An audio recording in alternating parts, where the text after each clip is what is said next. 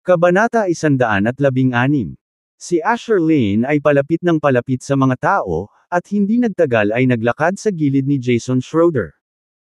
Masayang naglakad pasulong si Jason, balak siyang batiin, ngunit diretsyong dumaan si Asher Lane sa kanya at dumiretso sa harapan ni Bobby Aguilar.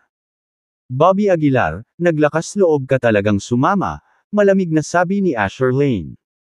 Tumugon si Bobby Aguilar na may mahinang ngiti, hinihintay ko pa rin na humingi ka ng tawad sa kaibigan ko.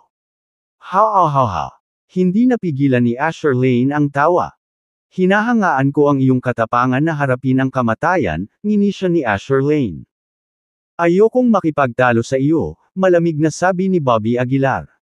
Tumango si Asher Lane, lumapit sa tainga ni Bobby Aguilar, at bamulong, para sa isang maliit na pritong tulad mo, na gumagawa ng ganoong kalaking eksena, dapat kang makaramdam ng karangalan.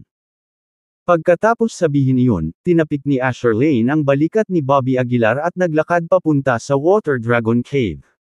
Sa sandaling ito, si Violet Miller, Jason Schroeder at ang iba pa ay naguguluhan. Itong si Bobby Aguilar ba talaga ang taong humamon kay Asher Lane? Paano ito posible?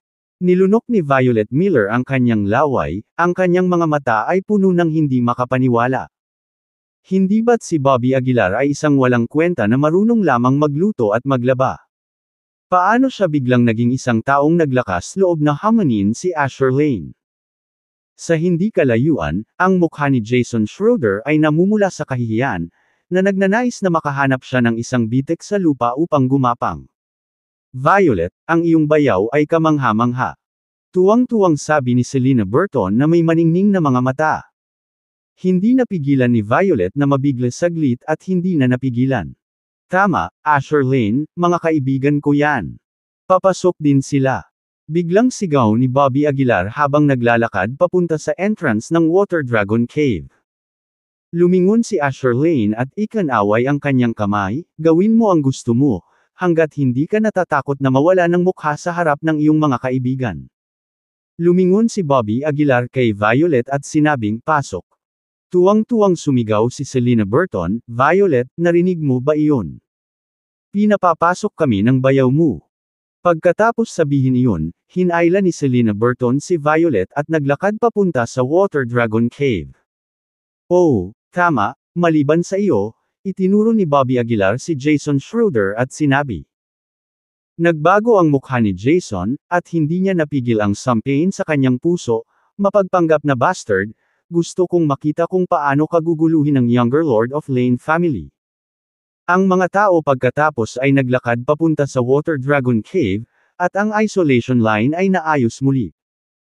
Sa puntong ito, halos isang oras pa ang natitira bago ang opisyal na pagsisimula ng laban, kaya hindi nagmamadali sina Bobby Aguilar at Asher Lane. Bobby, kailan ka naging isang taong may mahusay na koneksyon sa background sa capital city? Hindi maiwasang magtanong ni Violet. Sinulyapan siya ni Bobby Aguilar at sumagot, kalokohan lang yan ni Jason. Siguradong low-kev ang mga big shot. Ngunit sa sandaling ito, parehong naniniwala sina Violet Miller at Selena Burton na may koneksyon si Bobby Aguilar, at hindi sila maniniwala sa anumang sinabi niya. Si Bobby Aguilar ay masyadong tamad na magpaliwanag, at sa halip ay tumingkayad malapit sa mainit na bukal ng Water Dragon Cave. Sumalok siya ng isang dakot ng tubig mula sa mainit na bukal at ininom ito, pagkatapos ay napabulalas ng may pagtataka, gaya ng nahulaan ko. Ang tubig sa mainit na bukal na ito ay napuno ng chi, bagaman hindi masyadong siksik, ngunit sapat na upang patunayan ang iniisip ni Bobby Aguilar. Ito marahil ang dahilan kung bakit sikat ang Water Dragon Cave, tumayo si Bobby Aguilar, medyo nasasabik ang kanyang puso. Ang bilang ng mga tao sa eksena ay nagsimulang dumami, at si Edward Green ay patuloy na lumilingon sa paligid. Karamihan sa mga kilalang tao sa South City ay inimbitahan sa loob, at bukod pa rito, inimbitahan din ang ilang pamilya at eksperto mula sa Chozel Martial Arts World. Hindi ko inaasahan na darating din siya, sabi ni Edward Green, habang nakatingin sa isang binata sa pasukan. Tumingin si Bobby Aguilar at biglang nagtanong, sino siya? Mabilis na sumagot si Edward Green, Ashton Nicholson mula sa Shigland City. Nicholson family, nakilala bilang isa sa nangungunang tatlong kabataan sa Shiglands City Martial Arts World at isang mabuting kaibigan ni Benjamin Hill. Pinagmasdan ni Bobby Aguilar si Ashton, at umungol habang hinahaplos ang kanyang baba, top 3. Paano siya kumpara kay Asher Lane? Hindi ko alam, ngunit sa tingin ko si Ashton ay dapat magkaroon ng isang gilid, sabi ni Edward Green. Tumango si Bobby Aguilar, hindi na nagsalita. Bukod sa mga taong ito, mayroon ding mga celebrity mula sa iba't ibang larangan sa South City. Kabilang dito ang mga malalaking kuha ng underworld, mga business tycoon, at malalaking pangalan sa mga bilog sa panitikan at sining. Karamihan sa mga taong ito ay nakatayo sa tabi ni Asher Lane, sabik na nakikipag-chat sa kanya. Younger Lord of Lane family, ang batang ito ay sa iyo na ngayon. Umupo si Ashton Nicholson sa tabi ni Asher Lane, tumatawa. Nakangiting sagot ni Asher Lane, Ashton, consider it as my revenge on your behalf. Haha. Salamat, Younger Lord of Lane family, sabi ni Ashton na may mahinang ngiti. Pagkatapos niyang magsalita, malamig na bumaling kay Bobby Aguilar ang mga mata ni Ashton. Nakatayo sa hindi kalayuan, mabilis na naramdaman ni Bobby ang isang mamamatay tao na espiritu na papalapit sa kanya. Napakunot ang noo ni Bobby, at agad siyang napatingin kay Ashton. Ginoo Aguilar, itong Ashton ay nagtataglay ng puot sa iyo. Mas mabuting maging maingat, napansin din ni Edward Green ang nakamamatay na aura ng sensitibo. Gayunpaman, hindi pinansin ni Bobby ang sinabi ni Edward at malamig na tinitigan si Ashton. Sa sumunod na segundo, nakakagulat na nagkusa si Bobby na maglakad patungo sa Ashton. Ginoo Aguilar. Pagkakita nito, nagmamadaling sumunod si Edward. Hindi nagtagal, diretsyong lumapit si Bobby kay Ashton. Ang presensya ni Bobby ay agad na nakaakit ng hindi mabilang na mga tingin. Lahat ng mga celebrity na naruroon ay hindi maiwasang tumingin. Siya ba si Bobby Aguilar? Mukha siyang ordinaryo. Balita ko siya ang gigolo na sinusuportahan ng Princess of Taylor family. Hindi nakakagulat, sa pagsuporta sa kanya ng pamilya Taylor, mayroon nga siyang kapital na maging mapagmataas. Maingat na pinalaki ni Ashton si Ethan, saka biglang tumingin kay Edward na nakatayo sa tabi niya. Hindi ba't ikaw ang aliping iyon mula sa panig ni Benjamin Hill? Paano na lang, nagtaksil ka na? Mapaglarong sabi ni Ashton. Nagdikit ang ngipi ni Edward at sinabing, Mr. Nicholson, mali ang pagkakaintindi mo, ako. Anyway, walang pakialam kung saan pupunta ang aso, walang pakialam na sabi ni Ashton. Nagbago ang mukha ni Edward, at hindi niya maiwasang makuyam ang kanyang mga kamao. Siya ay nasa pamilya ng Hill sa loob ng maraming taon at hindi kailanman tinatrato bilang isang tao, na totoo.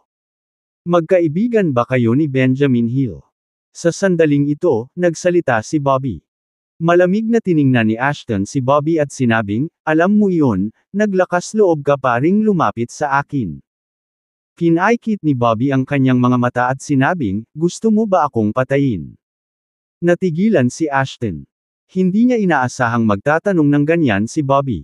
Gusto mo ba akong patayin? Ulit ni Bobby. Malamig nang umuso si Ashton, tama, dahil sayo namatay si Benjamin Hill. Oh, tumango si Bobby. Pagkatapos, itinuro ni Bobby si Asher Lane sa tabi niya at walang pakialam na sinabi, kung ganoon, pareho kayong makakalapit sa akin. Sa sandaling ginawa ang pahayag na ito, ang buong madla ay nagulat. Ang Bobby Aguilar na ito ay medyo masyadong mapangahas. Parehong mga lalaking ito ang nangungunang martial arts practitioner ng Choiseul Province. Walang nang ahas magsalita ng ganito. Lalong tumawa si Asher Lane. Bobby Aguilar, nararamdaman kong bumuti ang iyong lakas, ngunit isa ka pa ring 9th rank inner strength practitioner, sabi ni Asher Lane na may malamig na tawa. Isang 9th rank inner strength lang, napakayabang. Ang pagpatay sa iyo ay kasing simple ng pagdurog ng langgam. Malamig ding sabi ni Ashton. Kabanata 117. Pareho silang nanunuya, hindi man lang sineseryoso si Bobby Aguilar. Tumango si Bobby Aguilar at sinabing, binigyan kita ng pagkakataon. Kung gusto mong maghiganti para sa Benjamin Hill, maghihintay ako sa iyo anumang oras. Pagkasabi noon, tumalikod si Bobby Aguilar para umalis. Tumigil ka. Sa sandaling iyon, malakas na sumigaw si Ashton Nicholson. Malamig siyang tumingin kay Bobby Aguilar at sinabing, dumating ka para guluhin ako at ngayon gusto mong umalis ng ganoon na lang. Tumawa si Bobby Aguilar, kung gayon, ano ang gusto mong gawin? Malamig na bumantong hininga si Ashton Nicholson at sinabing, nagtago sa likod ng mga babae at umaarte na parang bayani. Gusto kong malaman kung gaano ka talaga kakaya. Sa sandaling bumagsak ang mga salita, naramdaman ni Bobby Aguilar ang isang malakas na aura, na pinipilit ang sarili patungo sa kanya. Sa isang iglap, parang may dalawang malalaking bundok na dumidiin sa mga balikat ni Bobby Aguilar. Tumingin si Ashton Nicholson kay Bobby Aguilar at patuloy nang inisyon. Ang kanyang aura ay naging mas malakas, sinusubukang ibagsak si Bobby Aguilar sa isang peg. Bahagyang kumunat ang noo ni Bobby Aguilar na nakatayo sa harapan niya. Sa sandaling iyon, biglang nanginig ng bahagya ang kanyang katawan, at isang nakakatakot na puwersa ang agad na dumaikit patungo kay Ashton Nicholson. Bang! Agad na umatras si Ashton Nicholson ng ilang hakbang, halos bumagsak sa lupa. Hindi nito maiwasang mabigla si Ashton Nicholson. Lahat ng aura niya ay madaling natunaw ni Bobby Aguilar. Anong mali? Kumunat ang noo ni Asher Lane at nagtanong. Medyo naging seryoso ang mukha ni Ashton Nicholson, pero hindi siya umimik. Kung gusto mong manggulo, maghihintay ako. Tumingin si Bobby Aguilar kay Ashton Nicholson at malamig na sinabi. Matapos ihulog ang pangungusap na ito, tumalikod si Bobby Aguilar at umalis. Si Edward Green, na nasa gilid, ay nakamasid sa kanyang pusong tumitibok. Kasunod ni Bobby Aguilar, tumutulo ang malamig na pawis mula sa noo ni Edward Green. Hanggang sa nakalayo na siya ay pinunasan ni Edward Green ang pawis at sinabing, Mr. Aguilar, mahirap nang harapin si Asher Lane, pero bakit mo pinukaw si Ashton Nicholson? Tumigil si Bobby Aguilar sa kanyang kinatatayuan. Lumingon siya para tingnan si Edward Green at umiling, hindi ko alam kung bakit, pero kapag kaharap ko ang 2 taong ito, lagi kong nararamdaman na hindi sila gaanong mahalaga. Ito ay isang kakaibang pakiramdam. Bilang inner strength masters, dapat ay mas makapangyarihan sila kaysa kay Bobby Aguilar. Ngunit nang si Bobby Aguilar ay tumayo sa harap ng 2 taong ito, pakiramdam niya ay madali niya silang madurog. Sa hindi kalayuan, sobrang pangit ng mukha ni Ashton Nicholson. Bigla siyang nagkaroon ng hindi mapakali na premonition sa kanyang puso. Ashton, anong problema? Naghihinalang tanong ni Asher Lane. Huminga ng malalim si Ashton Nicholson, tinitigan si Asher Lane, at sinabing may seryosong mukha, younger Lord of Lane family, mag-ingat ka mamaya. Itong si Bobby Aguilar ay maaaring hindi kasing simple ng nakikita niya. Natigilan si Asher Lane, at saka humagalpak ng tawa. Ashton, huwag kang magbiro. Isa lang siyang 9th rank inner strength. Mayroong isang mundo ng pagkakaiba sa pagitan niya at sa amin. Ang pagpatay sa kanya ay madali lang. Hindi sineseryoso ni Asher Lane ang mga sinabi ni Ashton Nicholson. May gustong sabihin si Ashton Nicholson, ngunit ikinaway ni Asher Lane ang kanyang kamay para pigilan siya. Ashton, maghintay ka lang at tingnan kung paano kita ipaghihiganti, nginisya ni Asher Lane. Nang makita ang sitwasyon, hindi na nagsalita pa si Ashton Nicholson. Siguro ilusyon lang iyon. Tahimik na inaalaw ni Ashton Nicholson ang sarili sa kanyang puso. Habang lumilipas ang oras, hindi man lang itinuring ni Asher Lane na kalaban si Bobby Aguilar, kaya umupo siya doon na kumakain, umiinom, at nagsasaya. Si Bobby Aguilar naman ay hindi rin pinansin si Asher Lane. Lahat ng kanyang iniisip ay nakatuon sa Water Dragon Cave. Sa maikling panahon na ito, ilang beses gumala si Bobby Aguilar sa Water Dragon Cave. Magsisimula na ang kompetisyon. Anong ginagawa mo paikot-ikot lang? Hindi napigilan ni Violet Miller na magreklamo. Hindi sumagot si Bobby Aguilar, nakatutok pa rin ang kanyang mga mata sa Water Dragon Cave. Kaninong ari-arian itong Water Dragon Cave? Tanong ni Bobby Aguilar na nakakunot ang noo. Natigilan si Violet Miller at Bam Ulong, paano ko malalaman? At saka, nasa life or death na sitwasyon tayo ngayon, at iniisip mo pa rin ito.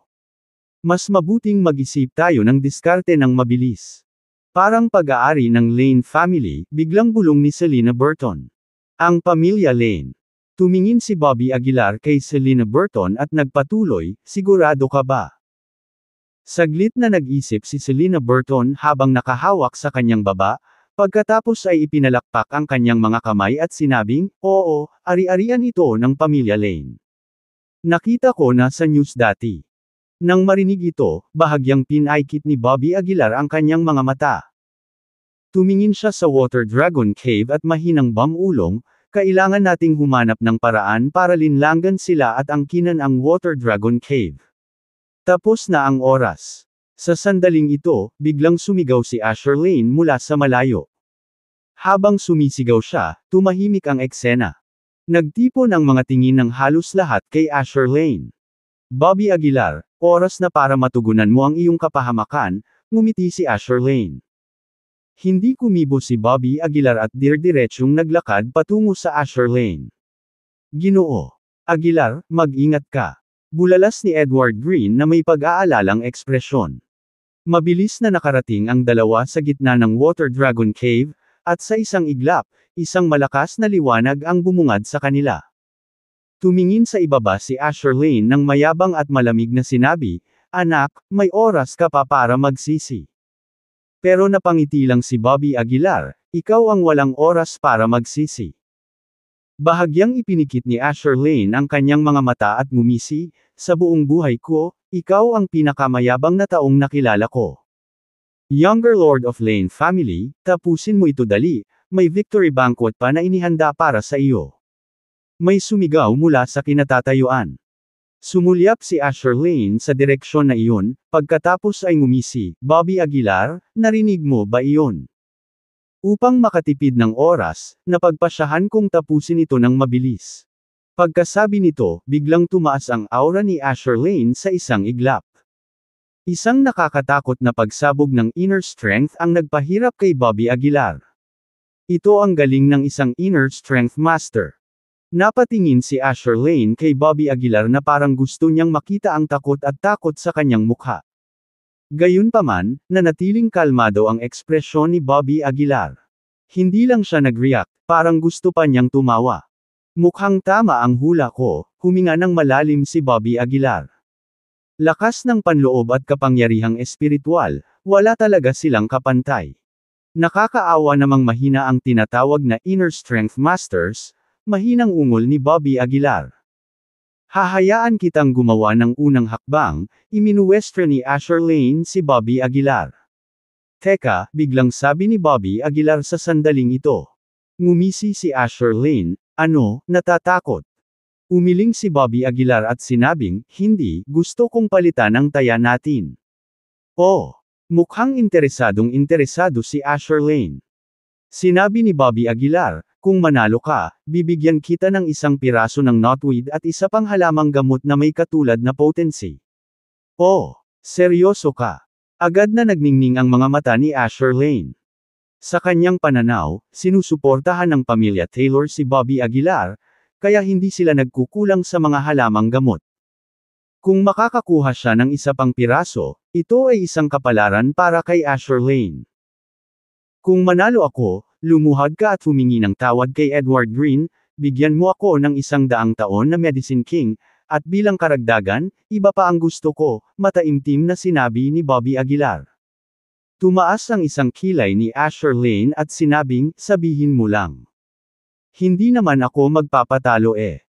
Itinuro ni Bobby Aguilar ang Water Dragon Cave at sinabing, ibigay mo sa akin ang lugar na ito. Malalim na nakasimangot si Asher Lane, dahil ang Water Dragon Cave ay nagbibigay ng malaking kita sa pamilya Lane bawat taon. Hindi naging madali para sa kanya na basta na lang ibigay. Pero sa pag-iisip, hindi napigilan ni Asher Lane na matawa. Sige, tumanggo si Asher Lane. Sa kanyang pananaw, hindi siya magpapatalo. Si Bobby Aguilar ay namimigay lang ng mga halamang gamot sa kanya. Kabanata 118. Nang marinig ang pagsang-ayon ni Asher Lane, walang kamalay-malay na sumabit ang sulok ng bibig ni Bobby Aguilar. Younger Lord of Lane family, hindi mo babalikan ang iyong salita sa harap ng napakaraming tao, hindi ba? Tumawa si Bobby Aguilar. Ngumisi si Asher Lane, hindi naman. Tinutupad ko ang aking salita. Pero ikaw, hindi mo maiisip na mananalo ka. Walang sinabi si Bobby Aguilar, nakatayo roon at iminuwestra ang nakahok na kamay patungo kay Asher Lane. Naging malamig ang ekspresyon ni Asher Lane, at malamig niyang sinabi, tuturuan kita ng leksyon, mayabang na brat. Sa sinabi nito, naikuyom ni Asher Lane ang kanyang kamao at agad na nagpakita sa harap ni Bobby Aguilar. Sobrang bilis. Hindi napigilan ng mga tao sa paligid na mapasigaw sa gulat. No wonder siya ang younger lord ng Lane family. Halos hindi ko makita ng malinaw ang suntok niya. Masyadong mabilis, napakabilis. Bigla ding nagbago ang mga mukha ni na Violet Miller at Edward Green dahil ang lakas na ipinakita ni Asher Lane ay hindi nila naiintindihan. Bakas sa mukha ng lahat ang pagkamangha, maliban kay Bobby Aguilar, na mukhang kalmado at nalilito. Hindi siya umiwas o nagtago, ikinuyom niya ang kanyang kamao para harapin si Asher Lane ng direkta. Daring makipagpalitan ng kamao sa akin. Naghahanap ka ng kamatayan. Kumikislap ang mga mata ni Asher Lane na may halong kabaliwan. Tuloy-tuloy siyang umungol, nagsalpukan ang mga kamao. Sa isang iglap, isang napakalaking puwersa ang bumalot sa pagitan ng mga kamao ng dalawang lalaki. Sa isang malakas na putok, napaatras si Asher Lane ng 3 hakbang.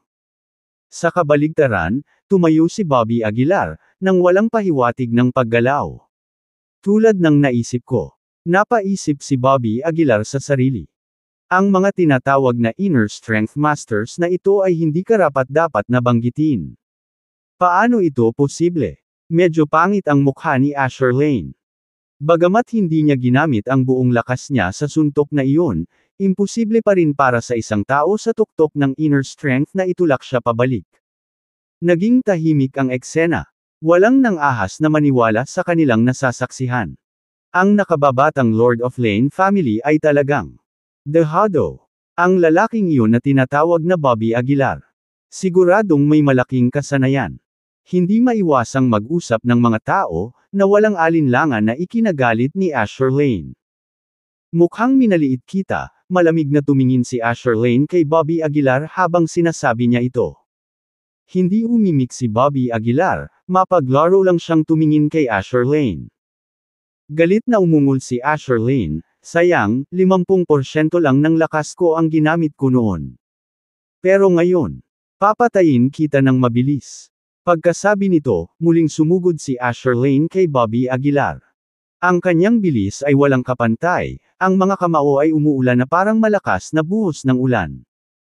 Ngunit casual na umiwas si Bobby Aguilar habang nasa likod ang kanyang mga kamay, madaling nakaiwas sa bawat suntok na ibinato ni Asher Lane. Matapos ang mahigit 100 suntok, nabigo si Asher Lane na mapunta ang kahit isang suntok kay Bobby Aguilar. Paano ito posible? Hindi napigilan ni Asher Lane ang pagkabalisa. Kitang-kita niya sa sariling mga mata si Bobby Aguilar na madaling bugbugin ng matandang utusan. Paano magkakaroon ng ganoong pag-unlad sa loob lamang ng 3 araw? Iyan lang ba? Ngumisi si Bobby Aguilar. Hingal na hingal si Asher Lane, nagngangalit ang mga ngipin, nagtatago lang, ha? Nagtago ka lang sa likod ng isang babae, tapos ngayon gusto mo pang magtago di ba? Tumaas ang isang kilay ni Bobby Aguilar, ngumisi, kung gagantay ako, natatakot akong hindi ka na magkakaroon ng pagkakataong muli. Mayabang. Asher Lane umungal sa galit. Hindi pa siya nakaranas ng gayong kahihiyan. Siya ay sumigaw at naglunsad ng pangalawang alon ng mga pag-atake. Sa suporta ng inner strength, malapit ng perpekto ang kanyang stamina, hindi pa rin siya nakaramdam ng pagod pagkatapos ng 12-dosenang suntok. Napaatras si Bobby Aguilar habang sinusukat ang inner strength na ipinakita ni Asher Lane. Hindi tulad ng mga ordinaryong kamao, ang buong katawan ni Asher Lane ay nababalot ng inner strength. Ito ay hindi lamang nagpababa ng kanyang konsumo sa enerhiya ngunit natiyak din na ang kanyang katawan ay hindi madaling masugatan. Kaya ganyan ang paggamit ng inner strength. Parang may nahawakan si Bobby Aguilar. Siya ay umungal, at agad na pinakawala ng espiritual na kapangyarihan sa loob ng kanyang katawan. Mabilis na bumalot kay Bobby Aguilar ang umiikot na espiritual na kapangyarihan, at sa isang iglap, naramdaman niyang gumaan ang kanyang katawan. Ito ay talagang gumagana tulad nito. Hindi napigilan ni Bobby Aguilar ang bahagyang tuwa. Naghahanap ng kamatayan. Umungol si Asher Lane mula sa malayo, binasag ang isang mabangis na suntok sa mukha ni Bobby Aguilar. Sa pagkakataong ito, hindi umiwas o nagtago si Bobby, hinayaan siyang tamaan siya ng kamao. Sa isang malakas na putok. Matigas na damapo ang kamao sa mukha ni Bobby.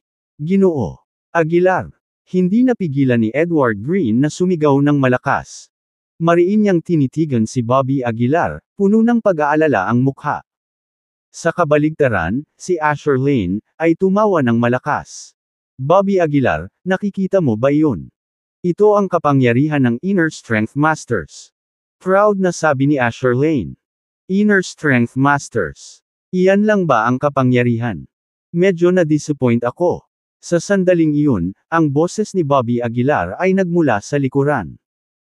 Nag-iba ang mukha ni Asher Lane, nagmamadali siyang lumingon para tignan. Buti na lang nakita niya si Bobby Aguilar na nakatayo sa pwesto, hindi nasaktan.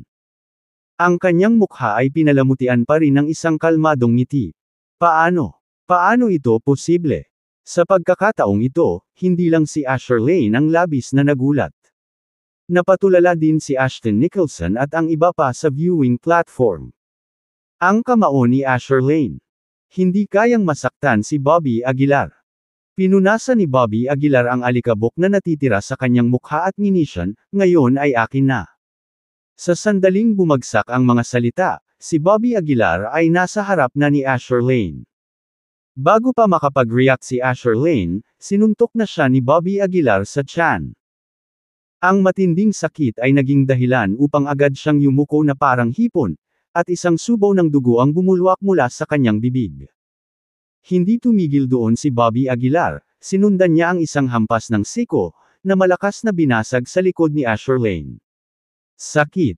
Iyon lang ang pakiramdam ni Asher Lane. Ang lakas ng inner na nakabalot sa labas ng kanyang katawan ay tila diretsyong tinusok. Gumawa pa ng putok, ang kanyang katawan nang bumagsak ito sa lupa. Lahat ng nakakita sa eksenang ito ay hindi napigil ang ibuka ang kanilang mga bibig. Ito. Wala pa sa parehong antas. Si Asher Lane ay lubos na binubugbog. Malamig na tumingin si Bobby Aguilar kay Asher Lane at sinabing, Asher Lane, tapos na. Dapat mong tuparin ang iyong pangako ngayon. Pagkatapos ng mga salitang ito, lumingon si Bobby Aguilar kay Edward Green sa hindi kalayuan. Hindi pa ako talo. Sigaw ni Asher Lane, nakakapagtaka, napatayo ulit siya sa lupa. Inilahad niya ang kanyang palad, at isang mahinang liwanag ang lumitaw sa kanyang palad. Ang liwanag ay bumuo ng parang punyal na hugis, at agad na kumalat ang isang aura ng panganib. Ano ang nangyayari? Bakit may kumikislap na liwanag sa kamay ni Mr. Tenny? Special effect ba ito? Wow! First time kong makakita ng live special effects. Mukhang astig. Mr. Tenny, halika na. Sigaw ng mga tao sa paligid. Hindi nila maisip kung ano ang nangyayari, at naisip nila na gumamit si Asher Lane ng ilang mga espesyal na epekto. Ngunit maraming eksperto sa martial arts sa viewing platform ang puno ng pagkabigla. Ang nakababatang Lord of Lane family ay talagang isang henyo, talagang nakakapaglabas siya ng panloob na lakas sa labas. May bumantong hininga. Oo, kahit ako hindi ko pa naiintindihan yun. Sa kabila ng pagiging bata pa nito, ang nakababatang Panginoon ng Lane family ay lubos na nakabisado ito. Ang Bobby Aguilar na ito ay nasa problema ngayon, ngunit naitulak ang nakababatang Panginoon ng ang Lane family hanggang sa puntong ito ay napakaganda na. Lahat ay nag-uusap at namangha sa ginawa ni Asher Lane. Nanatiling tahimik si Ashton Nicholson. Ang pagpapakawala ng panloob na lakas sa labas ay mahirap para sa Inner Strength Masters, at ang Asher Lane na kayang pamahalaan ito ay talagang nakakagulat. Naabot na talaga ni Asher Lane ang antas na ito, lalong nag-alala ang mukha ni Edward Green. Kabanata 119. Lahat ay tumingin kay Asher Lane na may iba't ibang ekspresyon, habang ang kanyang mukha ay puno ng kabaliwan. Hindi ko akalain na kaya mo akong itulak hanggang dito. Nagnganga ang mga ngipin ni Asher Lane. Wala akong pakialam kung ano ang pinagdaanan mo nitong 3 araw, ngunit sa ilalim ng pagkilos kong ito, parang patay ka na. Tumawa ng malakas si Asher Lane. Medyo nabigla din si Bobby Aguilar sa dagger sa kamay ni Asher Lane. Napabulalas siya, ano ito? Ngumisi si Asher Lane, ito ay tinatawag na pagpapalabas ng panloob na lakas sa labas. Iniipon ko ang aking panloob na lakas sa aking palad at hinuhubog ito sa isang punyal, na ginagawa itong aking sandata. Kakaunti lang ang makakaabot sa antas na ito sa Inner Strength Masters. Ito ay gawa sa purong panloob na lakas, at ang kapangyarihan nito ay lampas sa iyong imahinasyon. Nang marinig ang mga salita ni Asher Lane, biglang natauhan si Bobby Aguilar. Kaya pwede rin itong i-condensed sa palad ko ng ganito, mahinang bulong ni Bobby Aguilar. Ngumisi si Asher Lane, alam kong mahirap para sa iyo na intindihin, ngunit para sa isang maliit na pritong tulad mo, ito ay talagang lampas sa imahinasyon. Pagkatapos ng lahat, bago pa matapos magsalita si Asher Lane, biglang nagbago ang mukha niya. Dahil sa kamay ni Bobby Aguilar, isang berdeng broadsword ang talagang nabuo. Ang broadsword na ito ay kumikinang sa kinang, ilang beses na mas malaki kaysa sa punyal na nasa kamay ni Asher Lane. Ganito, tama. Hinawakan ni Bobby Aguilar ang broadsword sa kanyang kamay at bamulong. Paano ito posible? Parang mamatay si Asher Lane. Ang hakbang na ito ay tumagal ng ilang taon upang makabisado, at hindi niya inaasahan na si Bobby Aguilar ay agad na bumuo ng isang broadsword na higit na nakahihigit sa kanya. Anong klaseng halimaw si Bobby Aguilar? Ang mga manunood sa mga stand ay bamuka ang kanilang mga bibig sa hindi makapaniwala.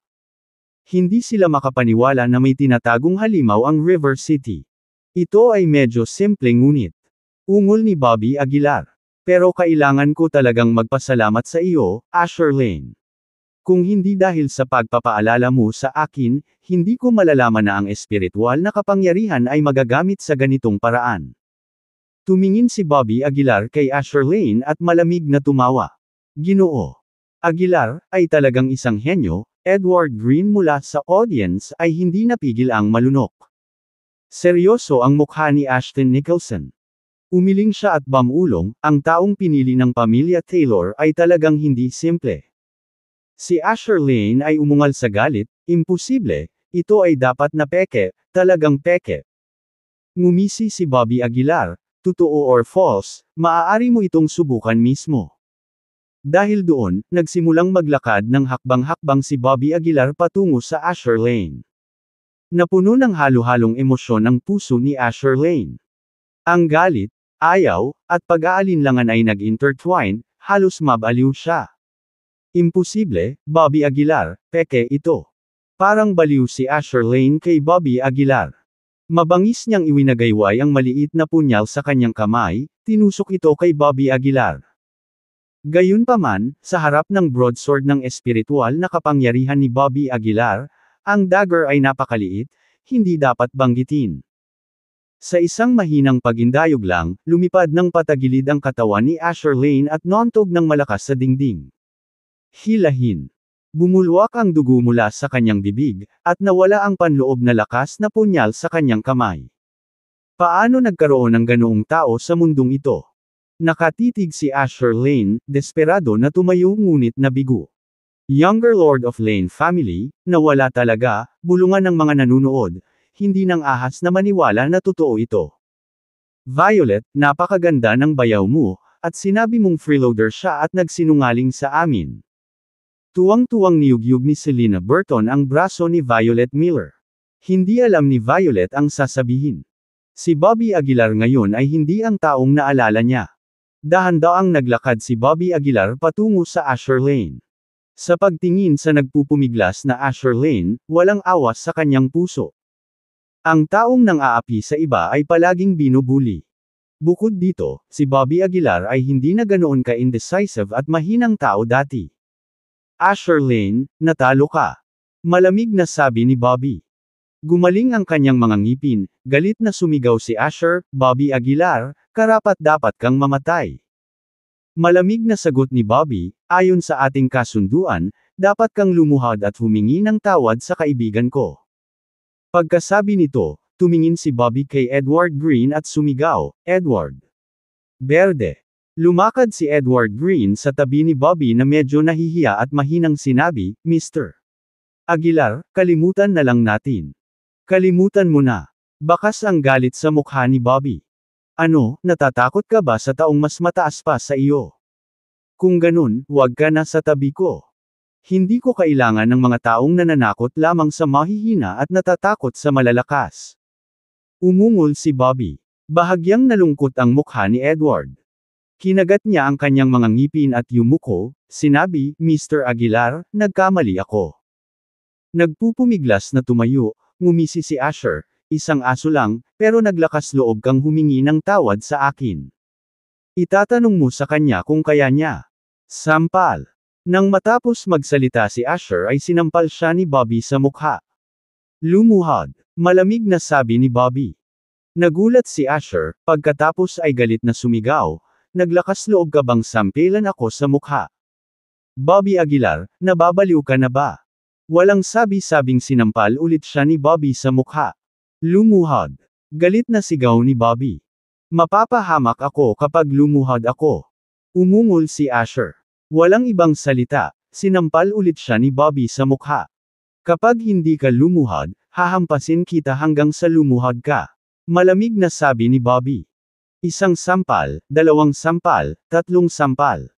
Umalangaw-ngaw sa arena ang mga sampalan, at halos magulo ang mukha ni Asher. Pakiramdam ng lahat na naruroon ay parang hindi totoo ang eksenang nasa harapan nila.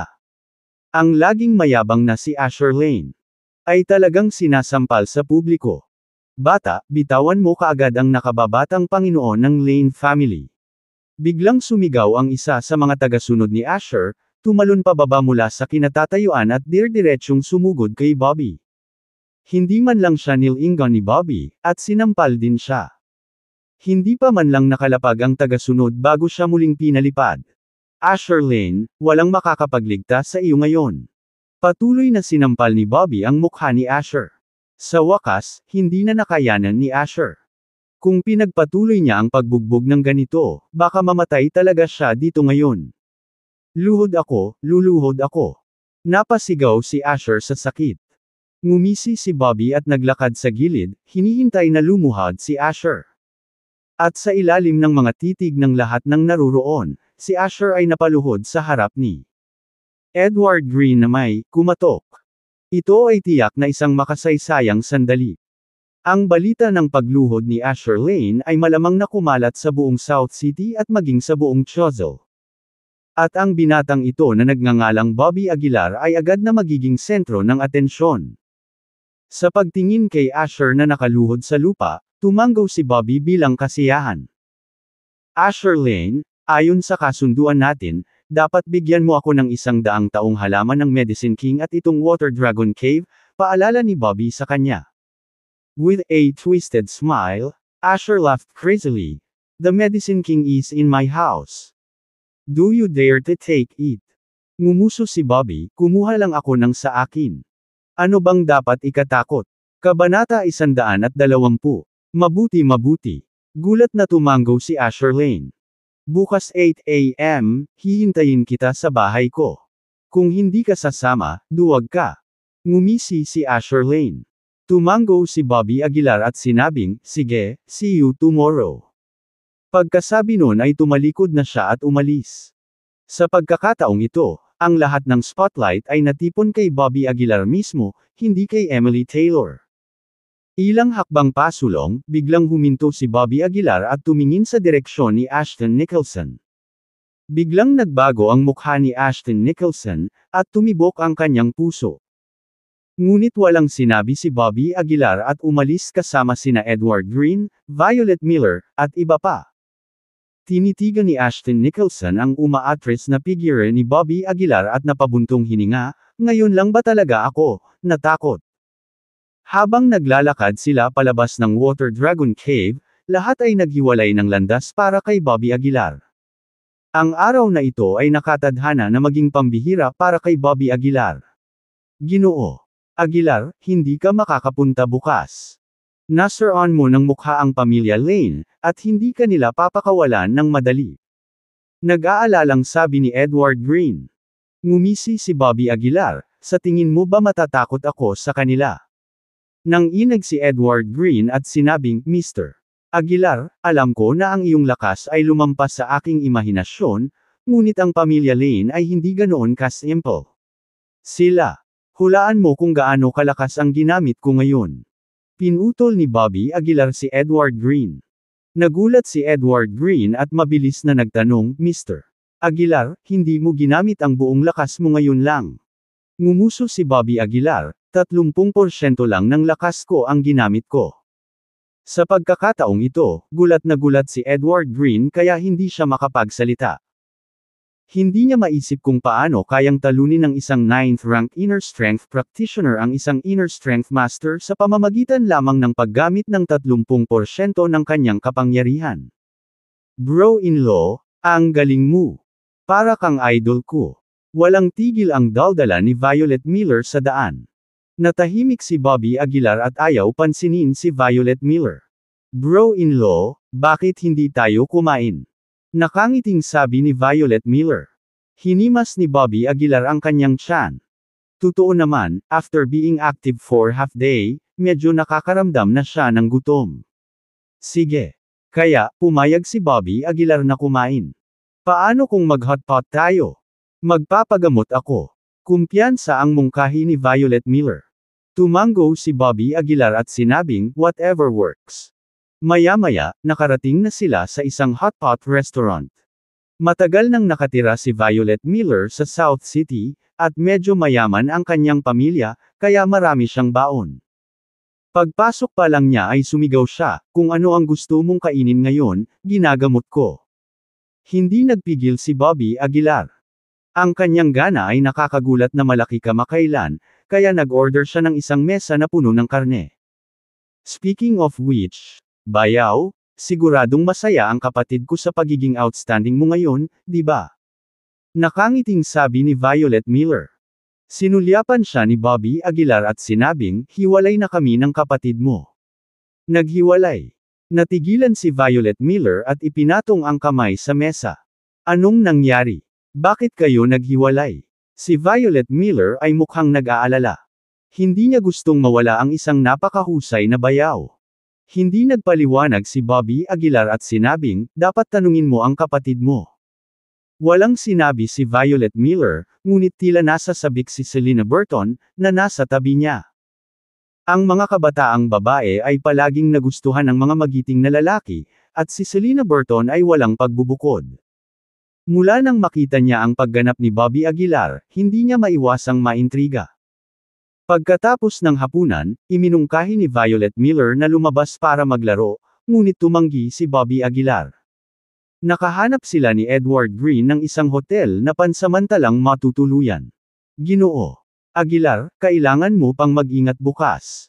Nakahiga sa tabi ni Bobby Aguilar, pinaalalahanan siya ni Edward Green. Tama na, matulog ka na lang, alam ko na ang ginagawa ko. Si Bobby Aguilar ay humikab at nakatulog ng mahimbing. Nang makita ito, tahimik na bumantong hininga si Edward Green at hindi na nagsalita pa. Mahimbing ang tulog ni Bobby Aguilar, ngunit ang pamilya Lane ay nasa kaguluhan sa oras na ito. Si Blaze Lane, ang ama ni Asher Lane, ay may asul-bakal na mukha at puno ng galit. Wala kang kwentang bagay, nagdala ka ng kahihiyan sa pamilya namin. Galit na sabi ni Blaze Lane. Natahimik si Asher Lane at hindi na naglakas loob na magsalita pa. Sa pagkakataong ito, talagang nawalan ng mukha ang pamilya Lane. Guro, dapat nating pag-isipan kung ano ang susunod na gagawin. Bulong ng isang sekretarya. Malamig na sabi ni Blaze Lane, oo naman. Kung makakalabas lang siya ng South City ng ganito, hindi na kailangang manatili pa rito ang pamilya Lane. Bukod sa ang mga taga-subaybay na sinusuportahan namin sa pamilya Lane ay hindi lang kumakain ng libreng pagkain. Sabi ni Blaze Lane na may madilim na ekspresyon. Sinuportahan ng pamilya Lane ang maraming tagasunod, kabilang ang ilang eksperto. Gumastos sila ng maraming pera sa mga taong ito na may layuning makakuha ng kanilang tulong sa mga mahahalagang sandali. Dalhin mo sa akin si Aiden Ortega, malamig na utos ni Blaze Lane. Mabilis na tumango ang sekretarya at sinabing, oo. Pagkaalis ng sekretarya, hindi napigilan ni Asher Lane na paalalahanan ang kanyang ama, tatay, na may kakaibang relasyon si Bobby Aguilar sa pamilya Taylor. Kung may mangyari sa kanya sa pamilya Lane, hindi kami pababayaan ng pamilya Taylor. Muling nagbago ang mukha ni Blaze Lane, at napag-alitan siya, bakit hindi mo sinabi iyon kanina? Bumuka ang bibig ni Asher Lane, ngunit hindi na siya naglakas loob na magsalita pa. The Taylor family, mukhang hindi mapakali ang mukha ni Blaze Lane, at hindi niya alam kung ano ang gagawin. Pagkatapos ng ilang sandali ng pag-iisip, bumantong hininga si Blaze Lane, kikilos tayo ayon sa sitwasyon bukas. Bukod sa pamilya Lane, maraming puwersa at angkan sa South City ang lihim na nanunood ng lahat. Ang kakayahan na ipinakita ni Bobby Aguilar ay nagtulak sa kanila na manalo sa kanya, ngunit walang nagmadaling kumilos. Naghihintay sila kung ligtas na makakalabas si Bobby Aguilar sa teritoryo ng pamilya Lane. Kung siya ay namatay sa pamilya Lane, hindi na kailangang manalo sa kanya. Kinabukasan, natulog si Bobby Aguilar hanggang umaga. Kailangan niyang aminin na napakasarap ng tulog niya. Sobrang komportable. Tamad na nag-inat si Bobby Aguilar bago tumingin sa natutulog na si Edward Green. Pagkatapos ng ilang pag-iisip, sa huli ay nagpasya si Bobby Aguilar na huwag istorbohin ang pagtulog ni Edward Green. Mabilis siyang nag-ayos at tinungo ang tirahan ng pamilya Lane. Sa oras na ito, puno ng mga tao ang malaking villa ng pamilya Lane. Ang mga taong ito ay pawang mga tagasunod ng pamilya Lane. Nagtimpla ng tsaa si Blaze Lane at matyagang naghintay sa pagdating ni Bobby Aguilar. Tay, nandito na si Aiden Ortega, bulong ni Asher Lane habang papalapit. Sa isang sulyap, nakita nila ang isang lalaki na may taas na halos 6 na talampakan at mukhang maliit na bundok ang pumasok. Sa sandaling pumasok si Aiden Ortega, ang lahat ay nakaramdam ng kaunting hininga. Ginoo Lane. Tumango si Aiden Ortega kay Blaze Lane. Kinawean ni Blaze Lane ang kanyang kamay at sinabing, Aiden, sumunod ka na lang sa akin mamaya. Okay, Mr. Lane. Tumango si Aiden Ortega at tumabi. Baka hindi man lang maglalakas loob na sumama si Bobby Aguilar, tumawa ang isang tao sa malapit. Hindi napigilan ni Blaze Lane na lihim na umasa. Iyon ay para sa pinakamahusay. Kung hindi magpapakita si Bobby Aguilar, may iligtas ng pamilya Lane ang ilang mukha at maiwasang makipagsapalaran sa pamilya Taylor. Gayunpaman, sa sandaling iyon, kumpiyansa na pumasok si Bobby Aguilar sa eksena. Ang kanyang ekspresyon ay kalmado at hindi nababagabag, hindi nagpapakita ng mga palatandaan ng tensyon o pagkabalisa.